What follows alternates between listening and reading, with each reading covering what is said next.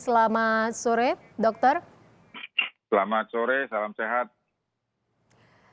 Dokter, kasus COVID-19 di tanah air ini kan terus naik, bahkan totalnya bisa mencapai 1,9 juta lebih.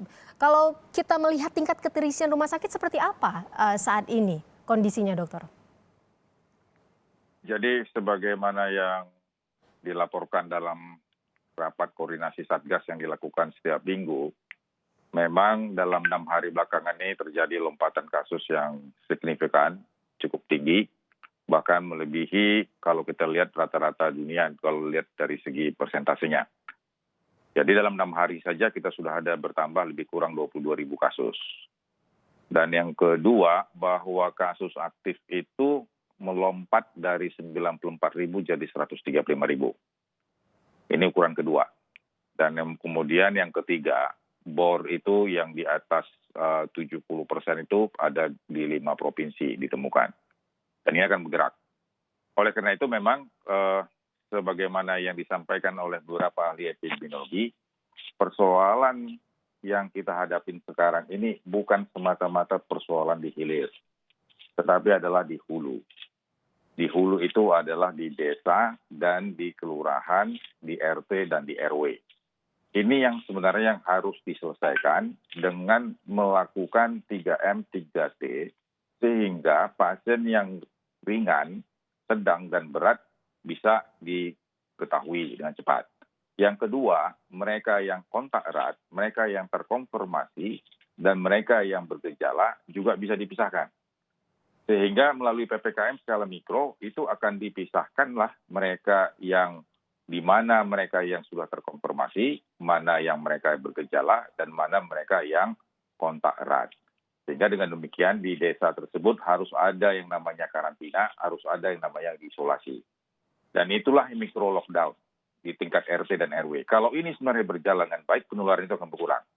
Dan beban di rumah sakit juga akan berkurang. Jadi rumah sakit itu sebenarnya sudah simptomatik. Jadi oleh karena itu sebenarnya intervensi itu harus ada di tingkat desa dan di kelurahan. Dan oleh karena itu melalui PPKM skala mikro yang diperpanjang dan kemudian lebih dipertajam, ini nanti akan melihat dan mengevaluasi bagaimana 3M dilaksanakan, bagaimana 3T harus dimaksimalkan, dan zona isolasi harus konsisten. Kalau dia sudah dinyatakan mikro lockdown, orang di dalam itu nggak boleh keluar masuk. Kalau dia sudah zonasi merah, maka ini sudah diatur. Makanya posko desa, posko kelurahan yang dipimpin oleh lurah dan dipimpin oleh kepala desa, didampingi Babinsa Tipmas dan Babinsa harus melakukan penegakan hukum, melakukan pendisiplinan. Ini kata kuncinya. Selagi tidak disiplin, maka akan banyak terobosan dan tabrakan. Itu akan merugikan kita semua. Jadi bagi mereka yang sudah isolasi mandiri, kerjakanlah isolasi mandiri itu sampai dinyatakan nanti dia clear, tidak lagi sakit. Kalau mereka sudah ada perburukan, segera ke rumah sakit. Jadi untuk rumah sakit itu adalah sedang dan berat. Kalau dia ringan, ada bergejala, masih bisa dilakukan di rumah sakit yang sudah dilakukan, apakah di rumah sakit darurat atau di isolasi mandiri yang terpusat. Jadi pemerintah sudah menyiapkan ABCD-nya. Dan kemudian juga pemerintah juga sudah menyiapkan juga rumah sakit. Jadi rumah sakit itu seharusnya jangan semua antri untuk minta di ICU dan di intermediate. Caranya adalah kalau dia sudah gejala dini, dia positif dan kemudian ada gejala, ada komorbid, jangan ditunda. Isolasi mandirinya jangan ditunda. Tapi kalau dia masih terkontrol dan kemudian komorbidnya juga terkontrol, dia bisa dilaksanakan di tempat isolasi mandiri, apakah di rumah yang disiapkan atau di tempat yang disiapkan oleh desa ataupun kelurahan, ataupun disiapkan oleh kota ataupun kabupaten. Jadi sebenarnya pemerintah sudah mengatur ini semua. Hanya yang penting adalah kepatuhan. Kepatuhan dari masyarakat dan kemudian masyarakat jangan sembunyi kalau dia positif. Ini juga berbahaya. Kalau dia positif, dia menyangkal bahwa dia tidak positif sehingga dia kemana-mana. Ini juga akibatnya menjadi sumber penularan. Oleh karena itu, dalam situasi pada saat ini di mana angka cukup naik secara signifikan, termasuk juga jumlah yang meninggal dunia sampai 54.000 lebih, dan angka yang paling tinggi pada hari kemarin itu 371, ini menjadi satu lampu merah bagi kita semua. untuk bisa menjaga diri kita semua, melindungi diri kita adalah melindungi keluarga. Kalau kita kontak erat, kita harus stay at home, kita ada di rumah. Kalau kita positif, kita harus tidak perlu malu-malu menyatakan positif. Dan ini adalah untuk kebaikan kita dan kebaikan keluarga kita juga semua. Ini yang harus dibenahi. Dokter, posko dan satgas sudah ada di tiap desa dan kelurahan. Kalau memang harus didisiplinkan masyarakatnya, masyarakat harus patuh. Apakah bisa kita katakan bahwa sebenarnya saat ini kesadaran masyarakat dalam menerapkan 3M atau protokol kesehatan masih lemah, begitu dokter? Sebenarnya masyarakat itu sudah melaksanakan misalnya memakai masker. Tapi saat dia bercakap-cakap, karena kebiasaan, perilaku, itu masker diturunkan. Ya, maskernya diturunkan. Itu juga nggak ada artinya. Kemudian saat dia memang pakai masker pergi ke restoran atau pergi ke warteg. Tapi pada saat di sana, maskernya dibuka, dia duduk bersama makan. Itu sudah sumber penularan. Jadi artinya pakai maskernya benar, tapi pengelolaan maskernya sesuai atau tidak, gitu. Jadi yang kedua misalnya, memang dia mencuci tangan.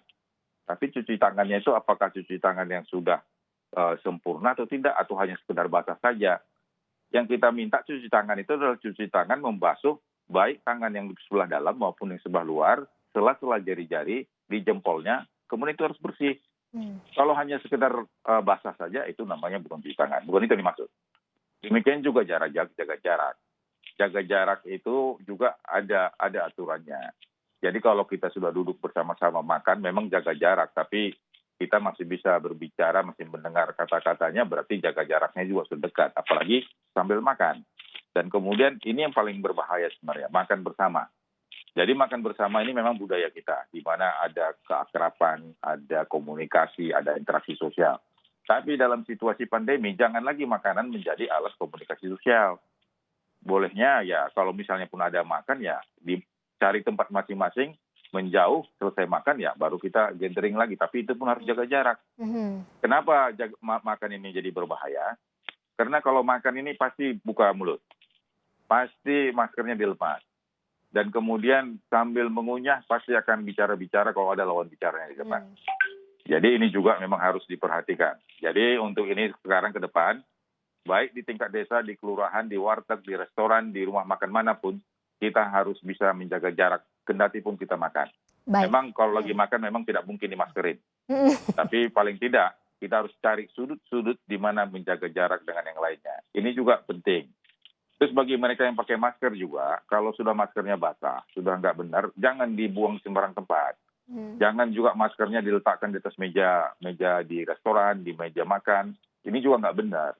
Kalaulah sisi yang hijau itu sudah ada kuman, kemudian diletakkan di atas meja makan, dan kemudian kita makan di situ, kita kan akan menyentuh lagi itu, dan kemudian memegang lagi yang satu lagi kemana-mana. Sehingga masker yang sudah memang basah atau sudah kita pakai harus diletakkan di dalam posisi yang benar.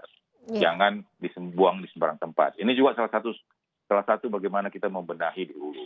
Ya, Dan ini memang harus kemudian diingat juga masyarakat ya dokter ya soal tata cara menyimpan dan meletakkan masker. Dokter, kalau kita bicara kembali soal tingkat keterisian rumah sakit, ini kan cukup mengkhawatirkan, sudah hampir penuh begitu. Apakah salah satu caranya harus menambah tempat tidur kembali atau bagaimana dokter? sebenarnya pulau yang besar itu adalah Sumatera, Jawa, dan Kalimantan. Kalau kita lihat ada 5 provinsi di Jawa yang banyak memberikan kontribusi, baik angka kepositifan maupun yang sakit. Dan di Indonesia ini ada 3.034 yang dilaporkan oleh Kementerian Kesehatan sebagai rumah sakit. Dan 982 itu rumah sakit rujukan. Di mana ada 132 rumah sakit ditetapkan oleh Kementerian Kesehatan dan 850 rumah sakit ditetapkan gubernur. Artinya gubernur di tingkat provinsi mempunyai kewenangan, keleluasaan untuk menambah rumah sakit. Dan kemudian apa bedanya tahun sekarang dengan tahun dulu? Kalau misalnya di Maret 2020, dokter baru mengenal ini penyakit. Para medis juga baru mengetahui perilaku ini penyakit. Tapi sekarang kita sudah mengenal dan sudah melakukan training. Satgas COVID-19 Nasional sudah melakukan pelatihan di ICU, pelatihan untuk perawat, untuk semua rumah sakit rujukan. Termasuk juga melakukan pelatihan terhadap menghadapi varian baru. Artinya perawat dan dokter sudah dianggap menguasai masalah tata kelola klinik. Baik. Yang persoalan sekarang adalah datangnya serentak ke UGD. Ini yang menjadi masalah. Kemudian ada rumah sakit rujukan yang seharusnya dia pergi ke rumah sakit rujukan A yang lebih dekat ke rumahnya, tapi karena dia selama ini pergi ke rumah sakit rujukan B untuk berobat, dia pergi ke sana. Sehingga di sini antriannya panjang, di sebelah sini antriannya tidak panjang. Ini juga menjadi catatan kita juga. Jadi artinya kenapa penuh? Ya karena datangnya bersamaan antrian. Karena begini, karena di UGD itu kan harus ada triase namanya. Setiap orang datang harus dilihat apakah ini COVID atau tidak. Itu dulu. Dan kemudian harus dibedakan lagi apakah dia termasuk ringan, sedang, berat, atau critical illness, kritis. Ini juga harus dibedakan. Jadi di UGD itu banyak dilakukan pengkajian. Sehingga orang yang seharusnya ke intermediate, dia mendapat hak untuk pelayanan intermediate. Tapi kalau dia masih cukup di ruang isolasi biasa, dia di ruang isolasi biasa. Baik. Dan dalam hal ini pemerintah juga sudah mempunyai strategi untuk bisa mengatur kalau misalnya di daerah tersebut bornya sudah di atas 80%, maka akan ada konversi tempat tidur. Ya, konversi tempat tidur itu misalnya 40% rawat inap harus sudah untuk COVID. Nah, kalau dia misalnya bornya 60-80%, rumah sakit juga sudah ada kendalinya untuk bisa mengkonversi. Baik. Dan kemudian kalau semua sudah penuh, rumah sakit jejaring tidak tertutup untuk dibuka. Jadi semua ini kan pelayanannya kan hanya bagaimana kita bisa melakukan pelayanan oksigenasi, pemberian cairan, pemberian antivirus, pemberian antiinflamasi, dan juga kalau ada koagulasi untuk mengatur koagulasi. Dan prinsipnya ini, dengan mengendalikan ini kita harapkan masa perawatannya bisa lebih singkat dan kemudian mortality bisa lebih turun. Baik, terima kasih banyak sudah bergabung bersama kami atas pencerahannya, Dr. Alexander Ginting, Kepala Bidang Penanganan Satgas COVID-19.